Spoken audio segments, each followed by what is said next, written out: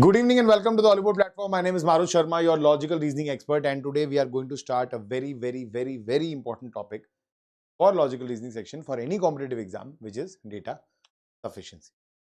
Now,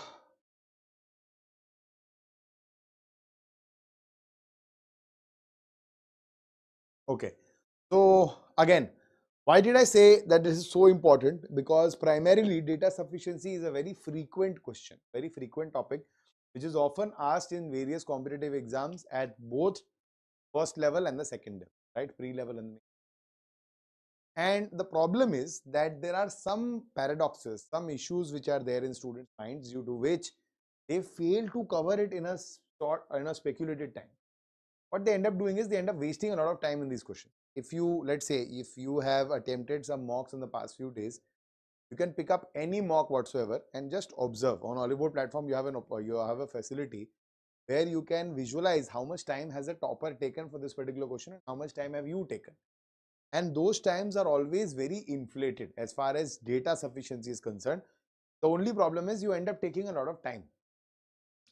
And when this topic comes up, a lot of students don't even study it. Either they are not taught or they don't pay the attention. What they simply do is they start solving questions and they're like, okay, this is how I need to progress. Now in today's session, what is going to happen is I'm going to explain to you what exactly is data sufficiency, what are the key problems which students face, and what are the proper solutions for those problems, right? So with that, you will be well versed with the concept, with the understanding of data sufficiency, but technically there is no theory, no concept, nothing associated with it whatsoever. So what is data sufficiency? Data sufficiency is just the way of putting across a question. Data sufficiency is just a tool. If I pass a topic, any question through data sufficiency, I will get a new question which will be of another form altogether from the same topic, but the way of asking would have changed. How? What do I imply? What do I mean? So just listen to me carefully. Data sufficiency is a way of asking from various topics like blood relations, logisms, coding, decoding, setting arrangement, puzzles, order comparison, ranking, any topic you tell me, from logical reasoning, from GKGS, okay, from quant, anywhere, data sufficiency can be used as a front end. As I have told you multiple times, what is front end and back end in terms of reasoning?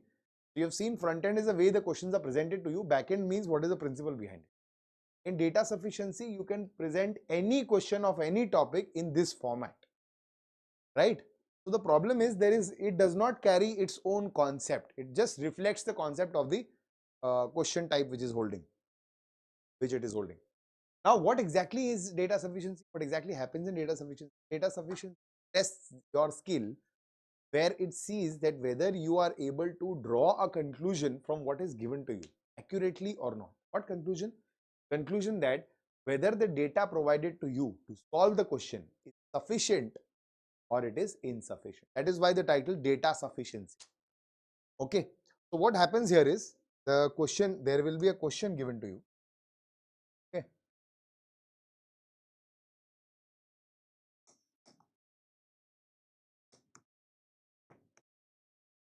There will be a question given to you. A question will be asked from any topic, as I told you, from any topic, any subject. There is no restriction whatsoever. Today I will show you some basic quant based questions also from data sufficiency. And usually, please remember, apart from logical reasoning, whatever it asks from other subjects, it is always very basic. And because they know that students don't know the basics. For example, in quantitative aptitude or mathematics, it can ask you questions from real numbers, rational numbers, irrational numbers, integers, fractions, decimals. Okay. So the problem is a lot of students are not well versed with this concept completely. They do number systems, but only to solve the questions in the competitive exam, which is fine, which is okay. I'm not expecting you to go through the complete syllabus point by point, but the idea is they expect you to know these details. If you don't, then you will lose the question. That's the eventual goal. Okay. So the question is asked to you. Supposedly for blood relation, they are asking you. So they are asking you that find the relation of A with E. That is the question. Find the relationship of A with E. That's the question. Okay. Now technically, if this was a normal blood relation question, what would you have done? They would have given you some data. that okay, if A is the brother of A, B is the sister of C, the daughter of A, whatever, like this, they have connected. And now in the end, they are asking what is the relationship of A with E. There are 4 options. You will choose the correct option and done. Here, they will ask you the question, they will give you the data, but you don't have to calculate the answer. They don't expect the answer from you. I am not interested in what is the relationship of A with E. I am more interested in the fact that whatever data I have provided to you to solve the question, is it sufficient? Is it enough for me to solve the question, or is it not enough? That's all I am looking for. So the problem is, why exactly is this question, when it is presented this way, it's not very confusing. Now that you know, it's very easy only. Then what's the issue? Why do students take a lot of time? I will address that. First, let's come to the question type. So the question will be asked here. Okay. Then they will provide you some data. Data will be provided in the forms of statements. Statement 1, some partial data will be given here. Statement 2, some partial data will be given here. And usually, at max, they will give you 3 statements.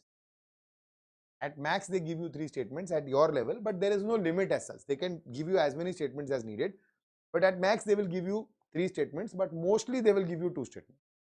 So majority of your questions will be 2 statement based. Sometimes you will see 3 statement based questions, but they will never increase 3 statements in your case. Okay. And after this is the most crucial part of data sufficiency, which are the options. These will contain data to solve this question, and you will have options. Options like only statement 1 is sufficient to answer the question.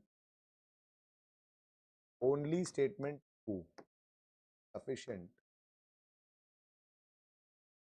to answer the question. Both 1 and 2 are required together to answer the question. And D is neither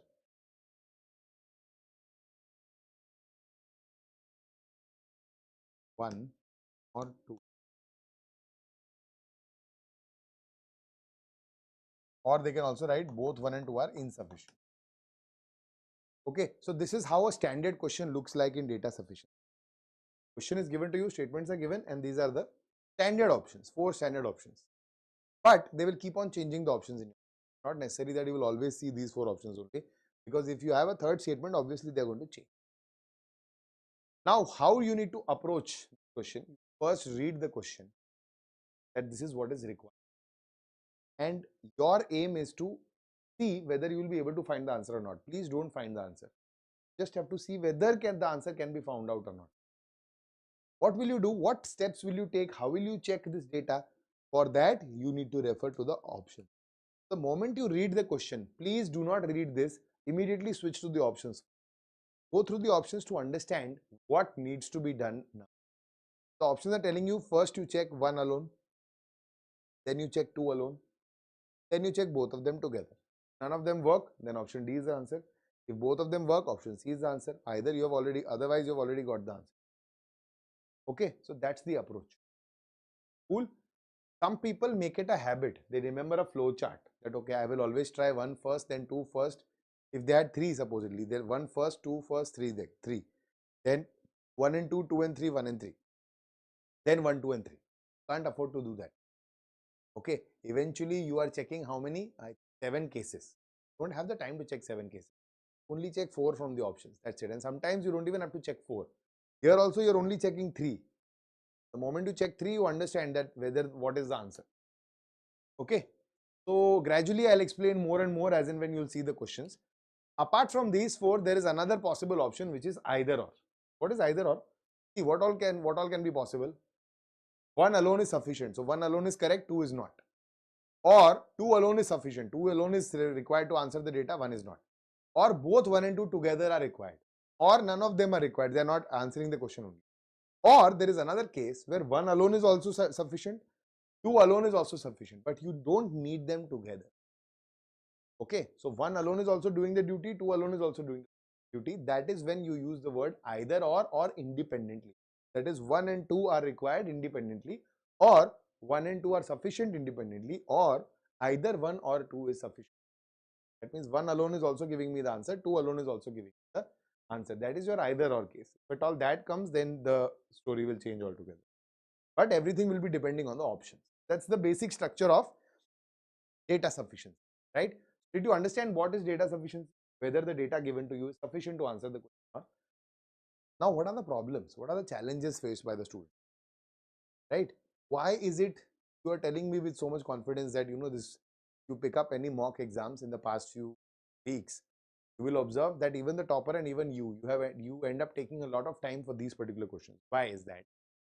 That is because of the no solving paradox. One of the reasons is the no solving paradox. What is that?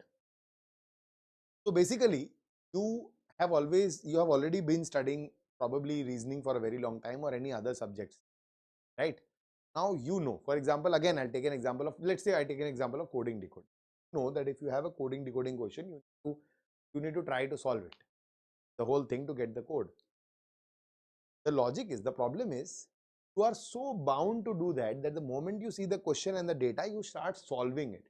So that's the only one way you know how to solve data sufficiency. You look at the question, you look at the data, and like a standard method, you solve the whole thing. In the end, when you get the answer, you will say this much data is sufficient. If you don't get the answer, you will say none of the data is. That is how majority of students initially start solving data sufficiency. And that is where you are going wrong, because what they do is purposefully they will give you questions here and statements here which are going to consume a lot of your time if you solve them conventionally. So then what needs to be done? You need to be smart about it. How? Solve it partially. Like I have reiterated when I have taught you puzzles, I have taught you sitting arrangement, also order and comparison in some cases, that in your case, when you are attempting an SSC or a railway exam, in your case, I have told you, in these one-day exams, they can't afford to give you a long questions where you will take 1 minute, 2, 3, 4, 5 minutes. Okay, so they will always give you simple puzzles, simple sitting arrangements which can be achieved within a minute. And the answers can often be found out by partially solving them. So how did we used to do that? We used to read the question before we started reading the puzzle, so that we knew what we had to do, right? Somewhat similar you have to do here. So you read the question, you already know what needs to be done here. Then you read the options, so you know what needs to be checked. But when you partially check it, you will realize right away that, okay, this much data is sufficient, I'll get my answer. I don't have to find the answer. I just have to realize whether I can find the answer or not. That is what is required. Okay, so this is the no solving paradox. A lot of people fail to understand this, that we don't have to solve the question only. Without solving only, you have to give the answer, or you only have to partially solve these questions, right? There will be some topics, like I mentioned, puzzle, sitting arrangement, order comparison, where you would have to partially arrange it, but again partially, don't have to solve the whole thing. Okay, so save your time as much as possible here. The other problem is a very common recent bias or a memory trap. We also call it the C trap. C trap, why C trap? So what is the option C? C is both 1 and 2 are required to. Okay. Now what happens is, when you read the statement 1 and 2, okay, so you have seen that statement 1 alone, now you have checked, you have put the data and you have tried to solve the question and you are not able to solve. So now you will forget about 1 and you will switch to 2. The problem is, since you just checked statement 1, it's somewhere there in your subconscious, some partial data of 1 is still there, and you unknowingly, unaware of the fact, at the back of your head, subconsciously, you utilize this partial data while you are checking statement 2 alone. The problem is, what does that lead to? That leads to a concept where you are checking statement 2 alone according to your present sense, but at the back of your mind, you are also applying recent biased data from statement 1. So you are actually checking for both together, and you end up finding the answer, and you have an illusion that probably statement 2 is the only correct answer, and you end up marking it incorrect. That is known as the C. Why is the C trap? Because mostly option C is the option where both are required together. So you end up feeling that either only 2 is correct, or or vice versa also happens. You end up feeling that both are correct despite only 1 being correct. So you need to learn to dissociate from the statement. How? You need to treat them individually. You look at statement 1, solve from 1 alone. Now the moment you need to switch, you need to forget everything you learned in statement 1. Just erase everything and then switch to statement 2. So check it afresh. That is how it's going to help you. That's the second most common problem, the C trap. Okay, right? So these are common issues which students face. Of course, there is some ambiguity. There is some question type also. Question type where you either will get values or you will get yes or no answers. They will also confuse you up to an extent. So that also you need to learn to deal with. But what are the solutions? The primary solution, when I'm telling you that you have to solve it partially, so you need to stop solving. So you need to learn to stop yourself from solving further. Don't get into the trap of obsession. A lot of you, throughout your school life, you have been, programmed like a robot, wherein you have been made so perfect, or you have been made to like perfection so much that even when you're solving a question, you need to be very neat, very presentable. Even your arrangements looks beautiful. Your sitting arrangement and all circle and all, you make everything balanced, be looking lovely, sparkling and all. Yeah. And the issue is you end up consuming a lot of your time. But the other problem is you're so obsessively, compulsively involved in it, you can't detach from it. So you accept that and you're like, okay, let it be. I will be there in my comfort zone. It's okay. What? At max, I might take 4 or 5 seconds more. Not an issue. But you fail to understand that every little question where you add 4 or 5 seconds, you're actually, gravely reducing your chances of selection. So be careful about this fact also. You need to do away with perfection in these. Okay. So I'll just give you the brief here. Everything I've explained is here. What is the core definition of sufficiency? You just need to check how much, whatever given information is there, is it enough to answer your question or not? Need not find the answer itself. Just need to check whether I will be able to find the answer. They will also check your restraint capacity. How much can you restrain yourself? Okay. Key characteristics is nothing special as such. Test sufficiency. So this topic is testing your sufficiency knowledge. Okay. It is an integration point because this will not only cover your reasoning section, but can also ask you, and commonly does ask you question from quants, AGS, other subjects also. Okay, if it is asking from quant, it is actually an integration point of algebra, geometry, time and work. Everything can be put under this category. For logical reasoning, it covers topics like blood relation, puzzles, ranking concepts, anything. It's not limited to something specific. And of course, as I told you, it is multidisciplinary. You can talk about quant, reasoning and other topics. Okay. Now, as I told you, what are the, why is it difficult and time consuming? What are the key problems faced by students here? So the no need to solve paradox, as I've already explained to you, that students are bound to solve it completely to find the final value, the final answer, which they are not supposed to. Okay, so they fail to understand that, and that is why they end up taking a lot of time. Double analysis and triple time. That means now what does this say is, this one is not applicable to you actually. A lot of people don't have option. So what they do is they always check statement 1 alone first, 2 alone next, 1 and 2 together, and then go for the next one. That is a standard answer. Those are the standard options. But for you, you have options here. So this won't trouble you a lot. These are for those who are solving data sufficiency as a subjective question. Okay. Incomplete conceptual knowledge. See, when you have to check whether the given data is sufficient for you to answer the question, your base, your conceptual, your fundamental knowledge should be accurate. Absolutely awesome. You can't have incomplete knowledge. You can't be based on short tricks alone. Otherwise, you will not be able to figure it out. Because see, nobody is going to ask you a question based on short tricks. If I'm teaching you a concept in, let's say, mixture and alligation in quantitative aptitude, okay, and I have given you the concept that this is how it is, this is the ratio, and this is how it is converted, and that is why find out that in the end, this much mixed liquid is present in the final solution. Something of that sort. But you are also taught parallelly the short trick that, okay, if this question comes up, this is the short trick. Yeah, x minus a upon x into those things you might have learned. So a lot of people, when they are learning, what they do is, when the teacher is actually getting into the details and teaching the concept, they tend to ignore, hey, let it go. And then they only focus on the short tricks. The problem is, if you're only dependent on that, nobody is ever going to ask you a question in data sufficiency from short tricks alone. Right? So you will fail. So please understand, deep conceptual knowledge is required. If you have incomplete conceptual knowledge, this is gone. You will be able to solve the questions accurately. C trap, I have already told you. Assumptions means sometimes you will assume some things out of the statement, out of the question. You will assume them directly that, oh, this is going to be, this much is actually accurate. I need to take this much. I need to assume this. This is obviously there. No, there's nothing obvious. Whatever is given, only that is sufficient for you. That needs to be checked. Okay. And yes, no, and value based questions, as I told you, they are slightly ambiguous, slightly confusing. You need to differentiate carefully in a yes no question. That means they are asking you that, so they will ask you after giving data, they'll ask you, is K the paternal aunt of M? The answer is yes or no. So then you have to solve it accordingly. Okay. And what is the value of K in this equation? So you're finding an answer. Or in reasoning also, right? How many faces are painted if the cube is cut from, three ends like this, some sort of question like that. In all these cases, you have a numerical answer. So they are both different types of questions. The approaches will slightly vary. But for you, you don't have to confuse anything. For you, you don't have to bifurcate. You just have to focus on one thing. Read the question, read the options, get the algorithm, and apply the data. That's it. Only partially solved. Cool. That is exactly what is written here. For each step, they have written what needs to be done. To master the basic topics, of course, learn the flow chart. This is not required for you. Again, as I've told you, options are required for you. So options will help you each time in each question to guide you what needs to be done in this particular question.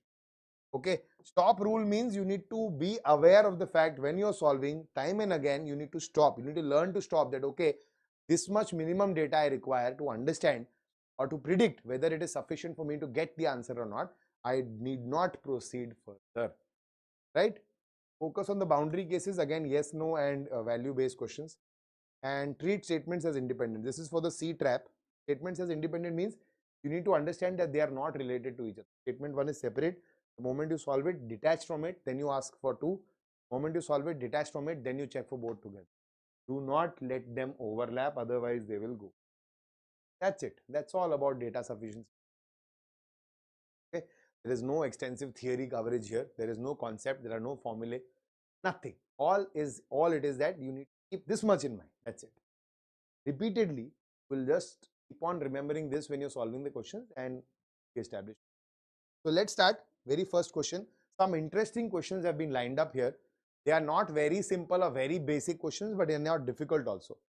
So they will actually challenge you and they will give you a good understanding of what data sufficiency is all about. So this is the very first question. As I've told you, this is the question. We'll read this. It's in the red ink. Then these are the statements. It's in blue ink. These are the options. It's black ink. Now I'll just reiterate. Read the question. Read the options. Go through the options to understand what needs to be done. Then apply the data and check accordingly. Okay. You can solve this question. Put the answers in the chat box.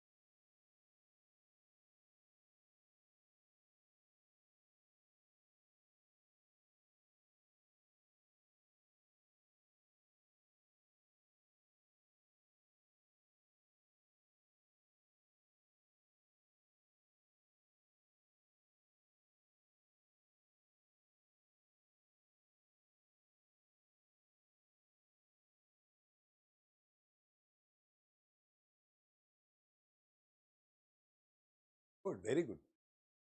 So let's start now.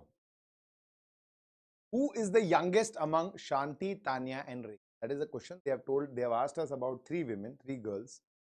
Shanti, Tanya and Rekha. They're asking us who among them is the youngest. Okay, cool. Now look at the options. Option says statement 1 alone is sufficient. So only by 1 you'll get your answer. B says 2 alone is sufficient. Only by 2. C says none of them, they are not sufficient together. And D says they are both sufficient together. They have changed the order of the options. Of course, they can change the order of the options. That's not any specific thing. Right? So now accordingly you will check for 1 alone. The first statement says Shanti is taller than Rekha. My question is asking me who is the youngest. This guy is telling me about them being tall. Useless information. Shanti being taller than Rekha has got nothing to do with her age compared to Rekha. So this is useless. Rekha is younger than Tanya. So I know that if this is Tanya, I have taught this to you, this notation already in order and comparison based questions, that if you want to compare somebody on basis of, on grounds of anything, you will arrange them vertically. The higher ones, the heavier ones will go on the top. The lighter ones, the lower ones, values will come at the bottom. So that it is easy for you to segregate and understand, right? So Rekha is younger than Tanya. But is this information telling you who is the youngest among the three? Because no information about Shanti is given except for her height. So this is not sufficient. That means this is not sufficient. I'm going very slow in the first question so that you understand better. The next one, statement 2 alone. The moment you check statement 2 alone, statement 2 says, so when you check statement 2 alone, you have to forget what is written here. You don't know now that Tanya is older than Rekha. Okay. Now read this. Rekha is younger than Sushri. And Sushri is taller than Shanti. Useless data again. Again, useless data for us. Tanya is younger than Sushri.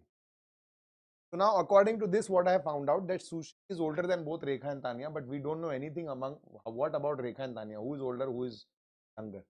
Also, they are asking us who is the youngest among Shanti, Rekha and Tanya. This is not Shanti, so no data about Shanti is given also. So 2 is also incorrect.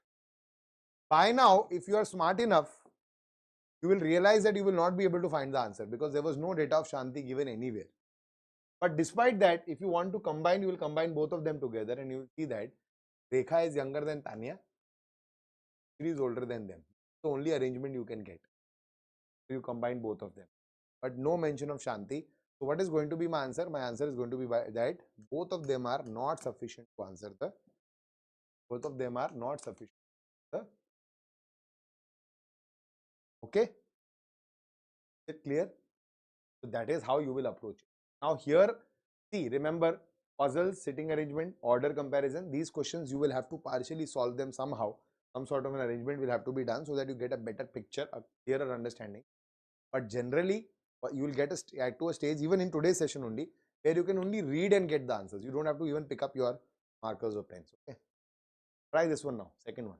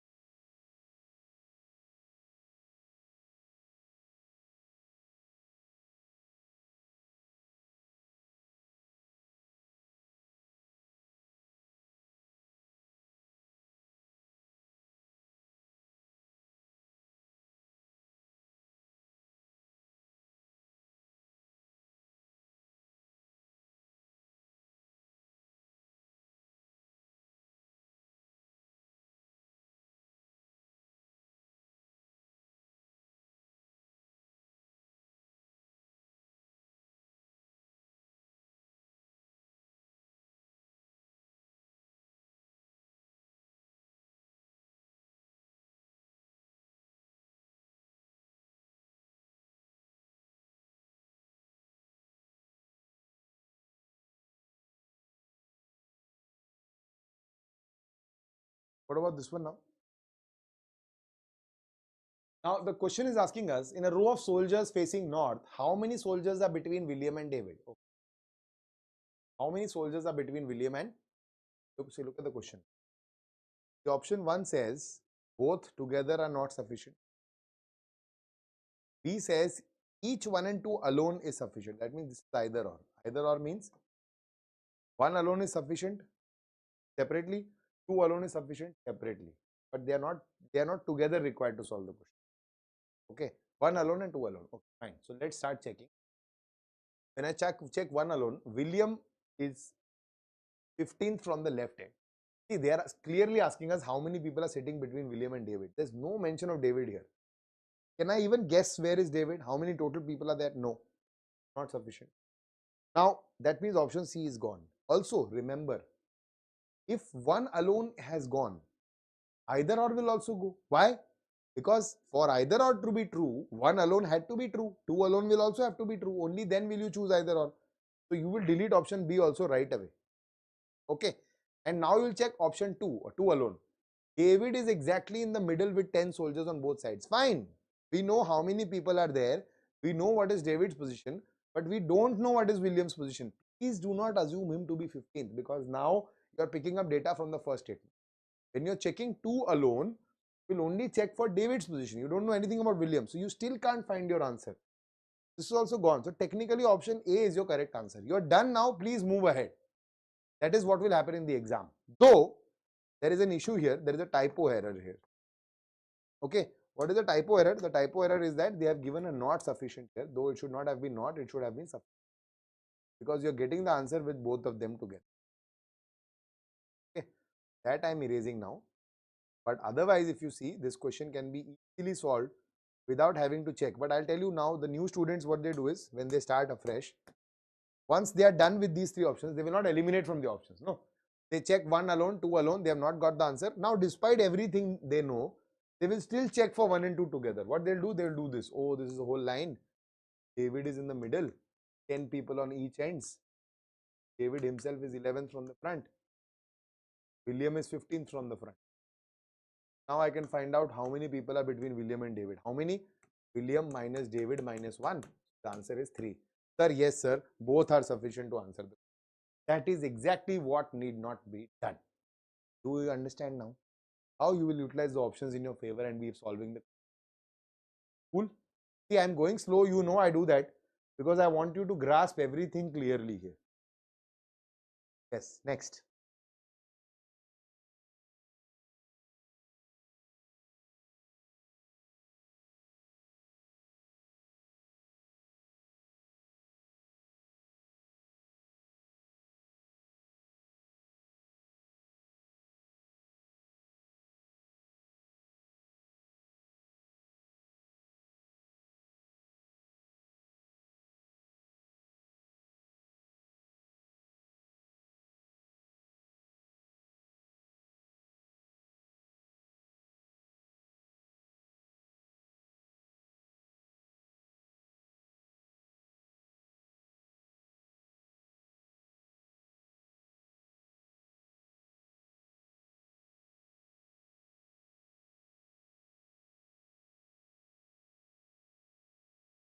What about this one?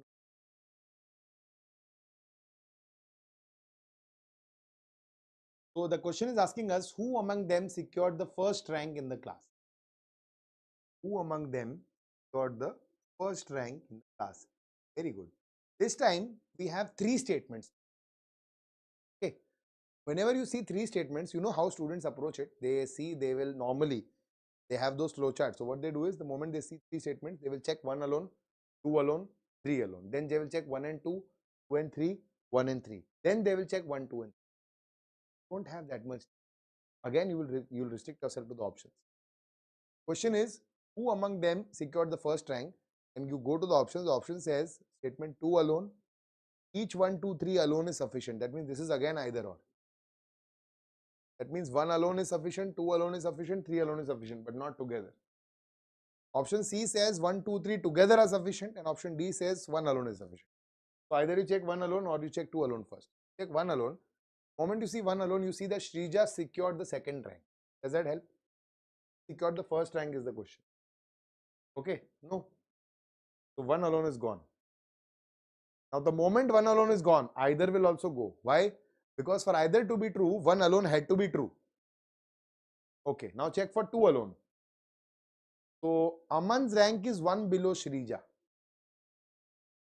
Now I'll tell you what a lot of people do here. Initial, newcomers. Wait sir, wait. Found the answer. Eureka moment. Aman's rank is 1 below Shrija sir. Shrija is second rank. Aman is 1 below Shrija, that means third rank. We have only one person left now, that is Rohit. So sir, Rohit is going to be first rank. Sir, 2 alone is sufficient to answer the question. This is C. This exactly what I have demonstrated in front of you is C. Did you understand? Because you picked up this in your memory without actually referring to them. So this is incorrect. Okay, 2 alone is also not right. That means this is also gone. So we have no other option except for option C. Please don't bother checking now. Okay, option C is your answer in your examination. Please mark this as move ahead. Go, gone, done. Done in 35-40 seconds. You will not take more than that. But in the exams, in the mocks, if you see you're taking more than 100 seconds to solve this question. Almost double the time. Why? Because you're solving the whole thing. But now for the peace of your mind, I will solve it for you. Okay. So when you take all three of them together, you know that there are 3 people. 1, 2, 3. Shrija secured the second rank. Aman's rank is 1 below Shrija. Now you know Rohit is above Aman. That also you know. Now we know clearly that Rohit is the first. Okay. Cool. This is a very good question. Excellent variation. Try this one.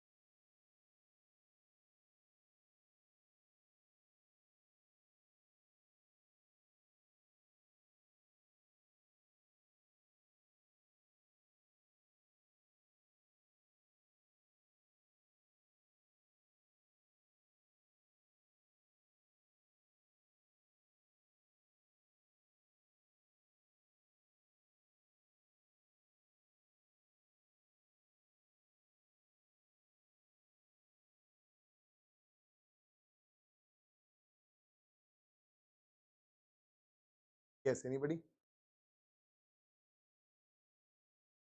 Now see, I'll show you how this question, right? The statement says, the question says, who is the shortest among A, B, C, and E? There are 5 people. They are asking you, who is the shortest among these 5? Okay. You have 3 statements again, but before that, please read the options. Options are 1 and 2 together, 1, 2, 3 together, 1, 2, 3 are not sufficient, 1 and 3 together. So there is no single one. Check for 1 and 2 together first. Okay. A is taller than E. A is taller than E, but shorter than D. And 2 says B is shorter than C, okay, but taller than E. Shorter than C, but definitely taller than E. I'll tell you what a lot of people will say. Nah, not giving me. Okay. Then they will check the next one, 1 and 3. A is taller than E, shorter than D, and D is taller than C, and A is taller than B. Again, will say no, 1 and 3 are also not. Now they will check all 3 together. And when they check all 3 together, they will approximately get some arrangement like this. Okay. This A and C can change position. But now they'll finalize, yes sir, E is the shortest person. 1, 2, 3 together are sufficient. Biggest mistake you are committing. Why? Because you fail to realize that in the very first option, when you checked 1 and 2 together, you had the answer to your question. The question was, who is shortest? See, I am not bothered about how D, C, A and B are arranged. Anybody can be taller, shorter, tallest, anything. But who is the shortest? No matter what the statement says, I have found out that the shortest is E only. They are all taller than E. Who is the shortest? E is the shortest. Did I get my answer? Yes. Is that sufficient? Yes. I don't care about anything else. My question was only bothered with who is the shortest among them. Did I get that answer from the first 2 statements? Yes, I did. So that is my answer. Done. 1 and 2 are sufficient to answer the question. Got it? Understood. If I check 1 and 3, what will happen there is, it is giving me who is the tallest among them all. They have not asked that. If they would have asked that, then 1 and 3 would have been the correct. but you end up marking 1, 2 and 3. That is the biggest mistake. Technically, what is 3 here? What is this line? This line is not required for me to answer the question. This line is not required by me to answer the question. So this is known as a superfluous statement. Is it called? It is known as a superfluous statement. Almost 10 to 12 years back in data sufficiency, they used to ask you this question. So what they used to do is, this is only one way of putting across a data sufficiency. Given you a question, they've given you data and they're asking you what is sufficient, what is not sufficient. But they also used to give a variation. They used to give a question, they used to give you data, then they used to ask you which of these following statements is superfluous. Only 1, only 2, only 3, all 3 of them or none. That is how they used to give you. What is superfluous? Superfluous means not required. Means it is not required. Some data without which also you can solve your question. If you observe carefully, statement 3 here is not required. With 1 and 2 only you have received your answer. Okay. Statement 3 is a waste of space. You don't require it. So that is known as superfluous statement or superfluous. The problem is people don't know the meaning, hence they dissociate when, if at all, some question like this is presented. Though I am guaranteeing you it has not been asked in the last 10 or 12 years. So you have nothing to worry about. But again, if you have studied with me in the past, you know it's my habit to give you something extra. Alright. Let's move to the next question now. This is again slightly quant based question. Okay. Quant is introduced here, and if you observe carefully, it's a very basic level quant which is asked. Very basic level quantitative aptitude. The sum of 5 natural even numbers. What is the sum of 5 natural even numbers? Conditions or the values of the data are given in this. Check and answer.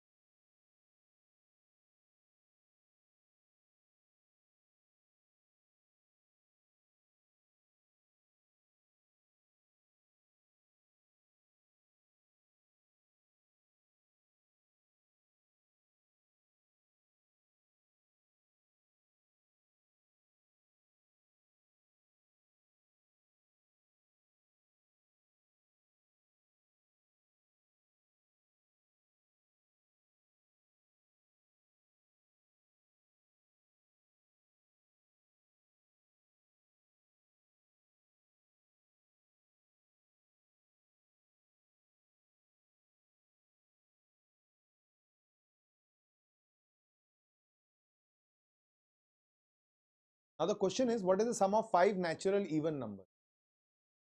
So before reading the statements, we'll read the options. Both statements are together necessary. Okay. Statement 1 alone is sufficient. Okay. 2 alone is sufficient, and both are not sufficient. The standard options. Standard options.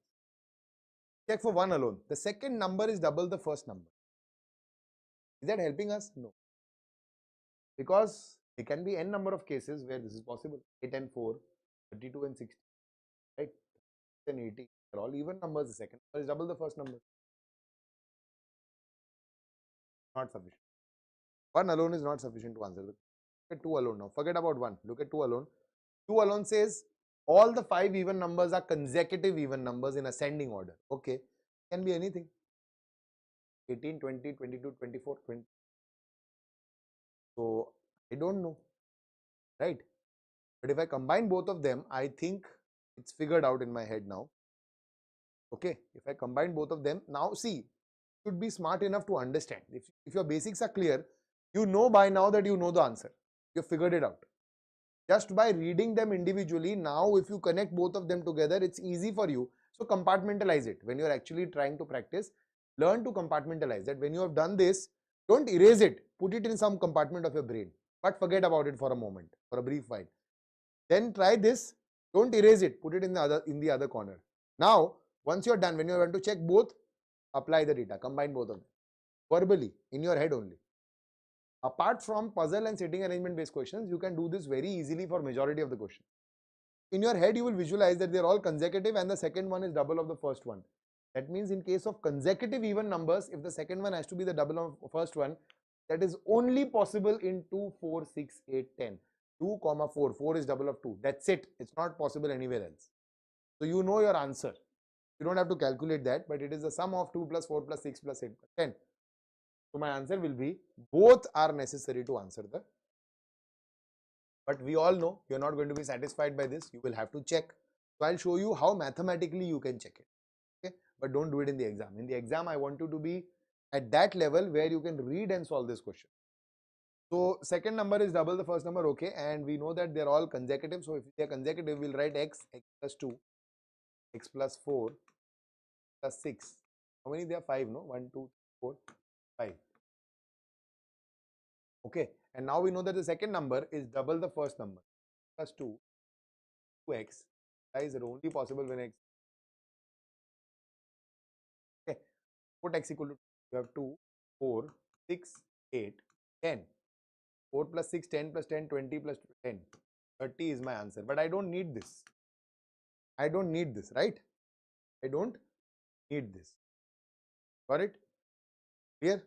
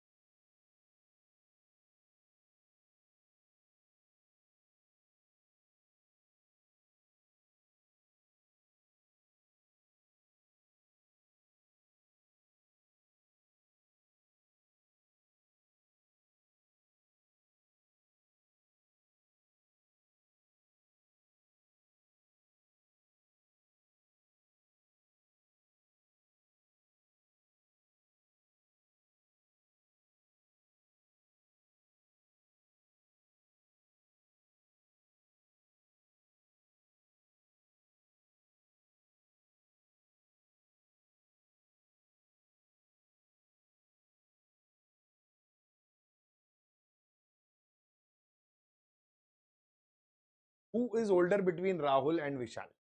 Just read this. Okay. Both are necessary to answer the question. Both are not sufficient to answer. One alone, two alone. Standard options again.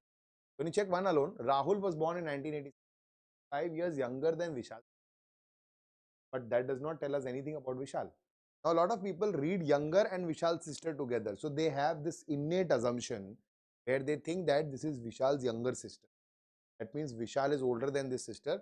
Rahul is further younger. So Rahul has to be younger than Vishal. Well, luckily you end up getting the correct answer, but this is not the correct method because they are not specifying anything about Vishal in this statement. So one alone is not sufficient. Two alone, forget about this now. Vishal is double the age of his sister. Fine. I don't know anything about Rahul in this statement. Gone. But now if you would have compartmentalized, you will combine both of them and you will understand that this is Vishal's sister, this is Vishal and this is Rahul. So I know that Vishal is the oldest. When he was born, how many years he's older, younger, I don't care. Question is only who is older. I know Vishal is older. If I take them together, I'll get my answer. Right? Good one. All sort of practice you will get today.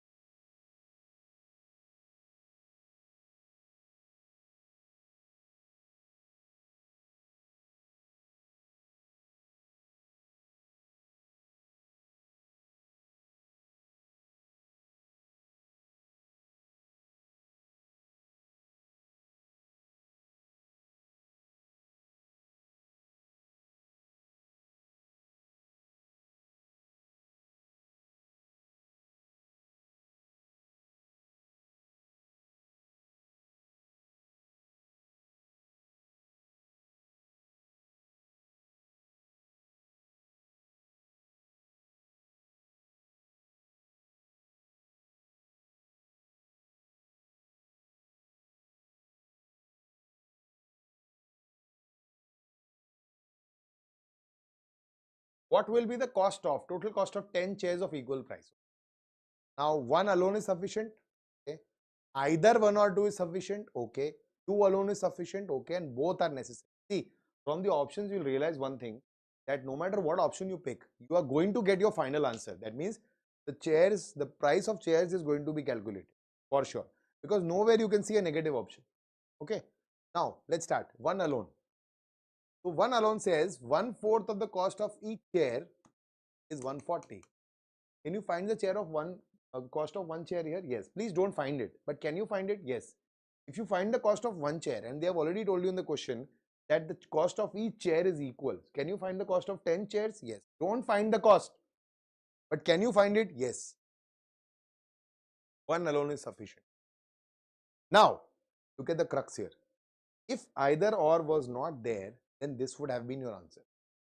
Because if one alone is sufficient, two alone cannot be sufficient. Okay, both together are not necessary. None of them is never the answer. That is your answer. The moment you get an answer here, you tick mark and move ahead.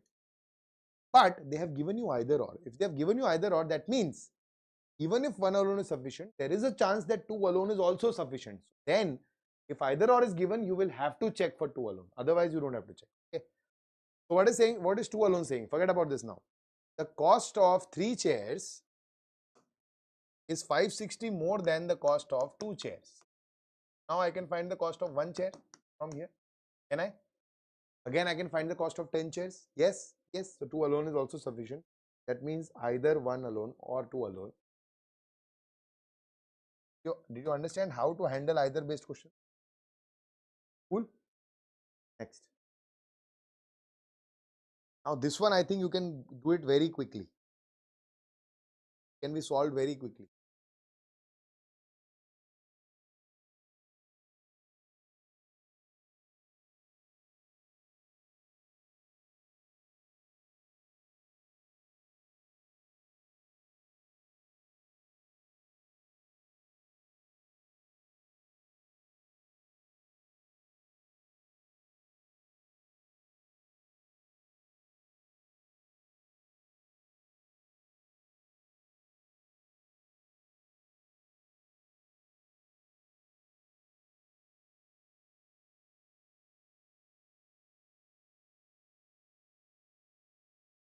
So find the area of an equilateral triangle. Okay. Options are 1 is sufficient, 1 and 2 are independently sufficient is another way of saying either or. Independently means either or. They are not dependent on each other. 1 alone and 2 alone. 2 is sufficient, okay, and neither 1 nor 2. Okay, fine, perfect. 1 alone says you want to find the area of an equilateral triangle. 1 says the side is 7 centimeters. The whole world knows root 3 by 4 a square is the formula for area of an equilateral triangle. Put a as 7, you get your answer. Done. Please don't find the answer. Okay. So 1 alone is there, but either or is there, so I will have to check 2 alone also. Perimeter of the triangle is 21. My God. They have given you the value of 3a. You can find the value of a from here, put it here, and still get your answer. 2 alone is also sufficient. That again, either or is easy question. Question based on calendars.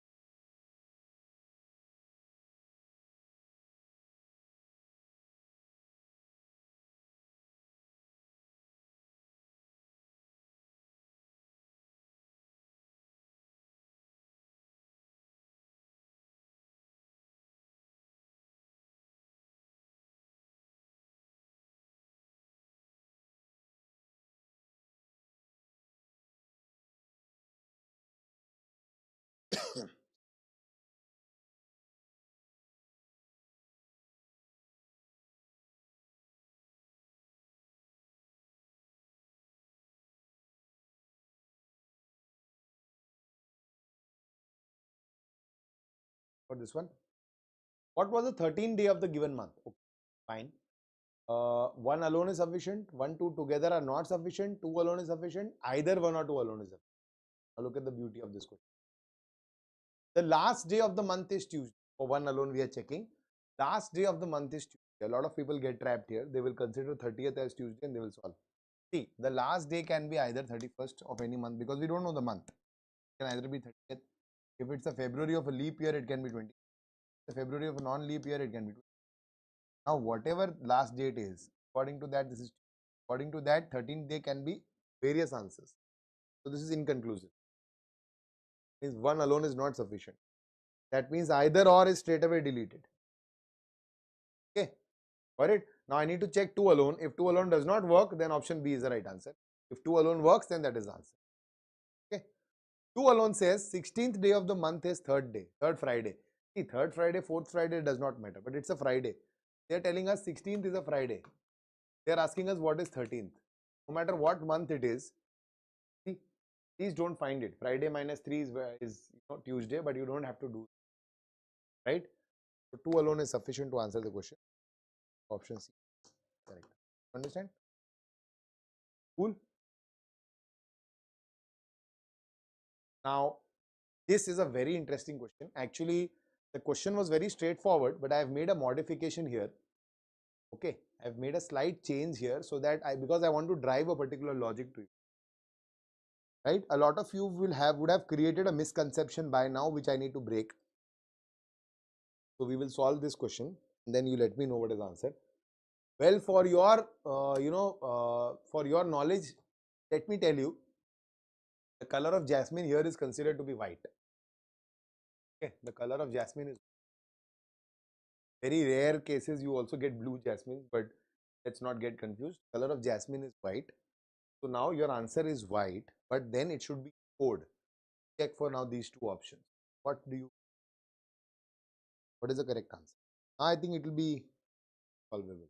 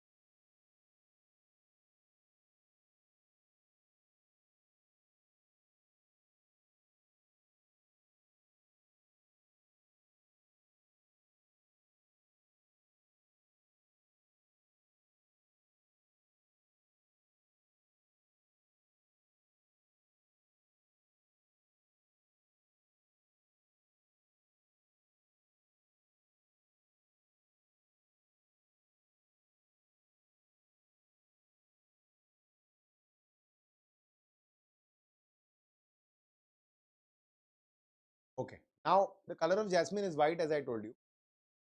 Either one or two, both 1 and 2 are not sufficient. 1 alone, 2 alone. Check for 1 alone. Now 1 alone has this line here. White is called red. That means in this code, I can find out the color of jasmine. White is called red. That means I will give my answer as red. Correct? You all know this coding, decoding. Okay. Yes, 1 alone is sufficient. I have either or, so I will check 2 alone also. 2 alone. 2 alone also there is a line. White is called brown.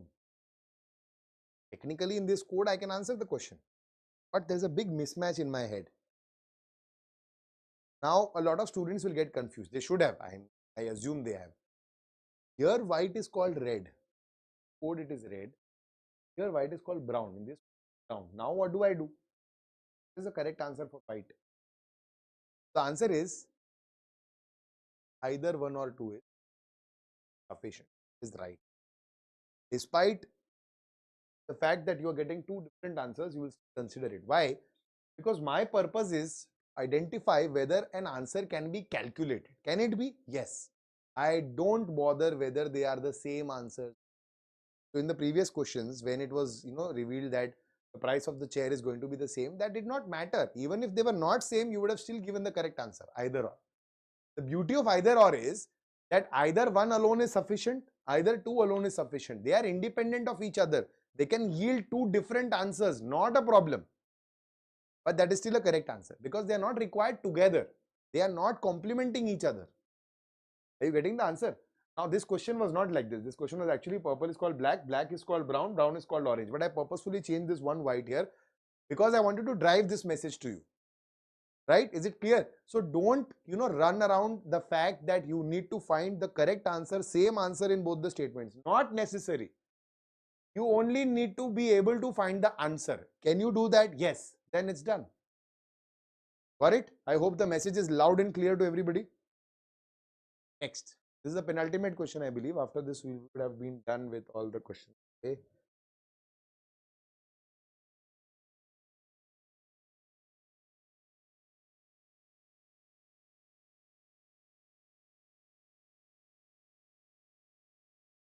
Okay. Let's keep this as the last one today. Okay. Self is the last question. I have some more questions after this. I will share this whole PDF with you. You can practice those data sufficiency questions on yourself, by yourself. Right? If you have any doubts, you can put it in the community. More than happy to answer them for you. Okay.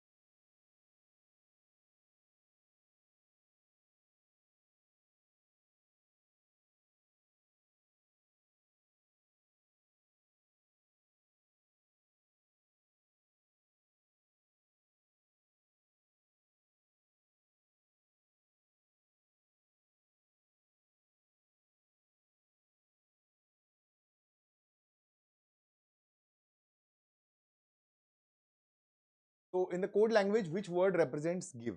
That is the question.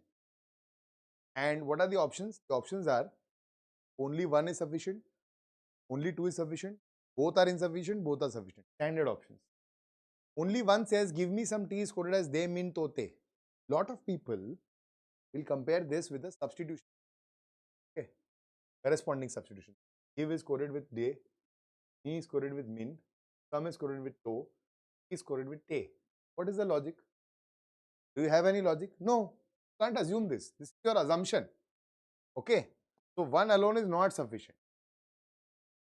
Now for two, again you cannot do this. Now please and play look similar, so you will say this is plea, first four letters. No. This is not it. So two alone is also not sufficient. But if now you have understood that by the time now, if you read both of them together, you know that you will get your answer. Why? Because only give is common in both the cases, and here they is common in both. Code for give is okay. Understood? So with that, we wrap up. We end the topic of data sufficiency.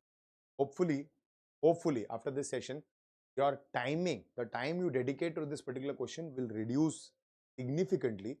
All you need to do is practice, more and more practice, keeping all those pointers in mind, keeping your common traps in mind. If you are aware of that, you will be easily sailing through this topic, right? Thank you so much for being with me till here. I will share this complete PDF with you after the end of the session. So you will be able to go through. There are some more questions after this. See, there are a lot of questions after this. You can go through all these questions, practice them at your end. And if you have any doubt, you know how to reach me. Just tag me in the community @write my name and I'll be more than happy to assist you. Thank you so much for joining live, guys. I'll see you around in the next session. Till then, you guys take care. Bye-bye. Namaskar.